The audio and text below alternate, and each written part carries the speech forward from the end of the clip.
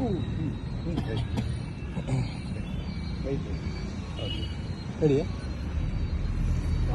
நமச்சிவாய.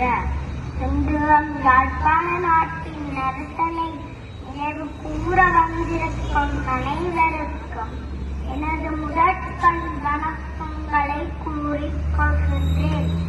கடந்த வருடம் இதே நிகழ்வில் யாழ்ப்பாண நாட்டின் பேரரசர் சங்கிலிய மகாராஜா பற்றி நான் பேசினேன்.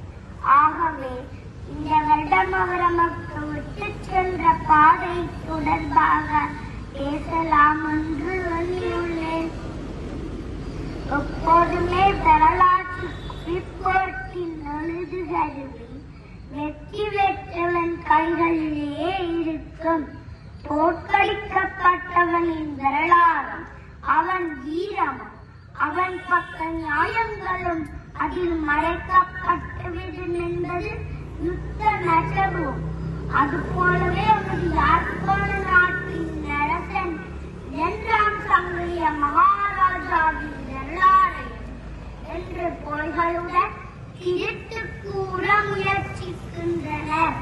அவரை கொன்று தமிழரிடமிருந்த யாழ்ப்பாண நாட்டை பறித்த போர்த்துகேய வாரிசுகள் We are in search of Christianity and Christ என்று கூறி ஒரு நாட்டுக்குள் அடியெடுத்து வைத்த போர்த்துகேயர் பாரிய சதித்திட்டம் தீட்டிய நரசனை போரில் கைது செய்தது மட்டுமில்லாமல் மதம் மாற கூறி வற்புறுத்தியும் அவர் கிறிஸ்தவத்தை ஏற்க மறுத்ததால் இந்தியாவின் கோபாலம் ஊரில் வைத்து கொடூரமாக சிறைப்பது நரசனை கொலை செய்தனர்.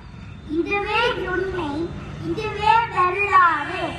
உண்மை மதம் மாற்ற வந்தவர்களே நாட்டை எம்மிடமிருந்து பறித்தனர்.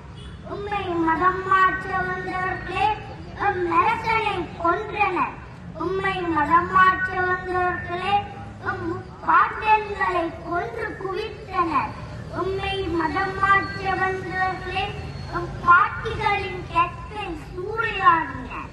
எனினும் மண்டியிடாத மானமும் மாண்டு போகாத வீரமும் கொண்டு மதம் மாற்றுகளுக்கு எதிராக போராடி தன் உயிர் நீத்த மாவீரன் நாட்டின் தலைவன் சங்கிலிய மகாராஜாவின் வழியில் நாமும் மதம் மாற்றத்தினை எதிர்த்து போராடுவோம். தமிழம் வாழ சைவம் காப்போம். சங்கிலிய மகாராஜனுக்கு வெற்றி உண்டாகட்டும். ஓம் நமச்சிவாய. நன்றி.